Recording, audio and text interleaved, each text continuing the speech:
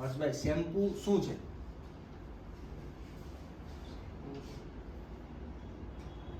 Shampoo શું છે?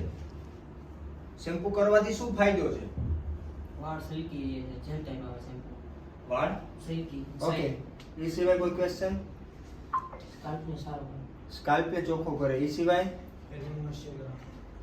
હેરને moisture. Okay. એ સિવાય હેરમાંથી ધૂળ મીટે.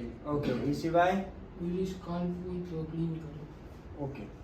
શેમ્પુ જે છે જ્યારે સલોનની અંદર આપણે જે શેમ્પુ કરીએ છીએ એ બે કામ કરે છે.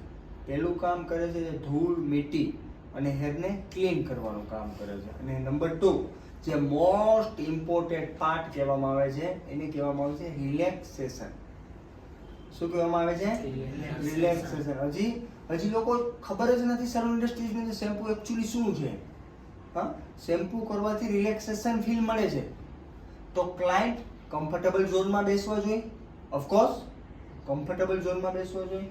તો આ જે ઈયર છે, ઈયરથી અપ આ જે છે ને ઈયર આ બેક સાઈડ આવવા જોઈએ એની પોઝિશન. થોડાક ઉપર આવી જાઓ. નોર્મલ. યસ. ઓકે. અપ જો. ગુડ. હવે કમ્ફર્ટેબલ. તો ક્લાયન્ટ કમ્ફર્ટેબલ હોવા જરૂરી છે. તમારી પાસે વર્ક આવ્યું, વર્ક કરી નાખ્યું. ઓકે. કેવા વાળ કાપવા છે? સાઈડમાં પાછળ ટૂંકા કરી નાખો. આ સિસ્ટમ નથી. ઓકે.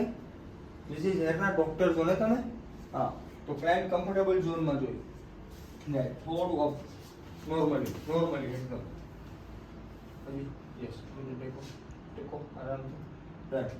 સ્ટાર્ટ. તમારે બેક સાઈડ ઉપર આપો પાછળ હોવો જોઈએ. યસ. ઓકે. શેમ્પુ હંમેશા શેમ્પુ સ્ટેશનની બેક સાઈડ થાય. રિન્સ હંમેશા શેમ્પુ સ્ટેશનની બેક સાઈડ થાય. જ્યારે શેમ્પુ સ્ટેશન માં જે તમે વર્ક કરો છો યાર હંમેશા બેક સાઈડ ઉપર રહીને જ વર્ક થાય છે. ઓકે. આ ભાઈની જે પોઝિશન છે એ પરફેક્ટ છે.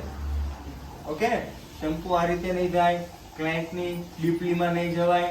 ઓકે. જે તમારું બોડી સ્ટ્રક્ચર છે એ કમ્ફર્ટેબલ ઝોનમાં હોવું જોઈએ. યસ.